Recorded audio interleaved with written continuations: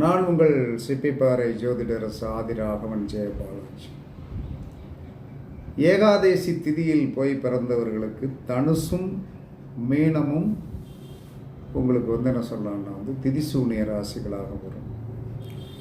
அப்போ நீங்கள் என்ன செய்யணும் அப்படின்னா, கோவிலில் உழவாரப்பணி அப்படின்னு சொல்ல கோயிலை தூக்கிறது, கோவிலில் உழவாரப்பணி அப்படின்னு சொல்லக்கூடிய அந்த கோயிலில் நடக்கிற அன்னதானத்துக்கு பரிமாறுவது, அங்கே இருக்கிற பக்தர்களுக்கு வழிகாட்டுதல், இந்த மாதிரி தான் உழவாரப்பணி.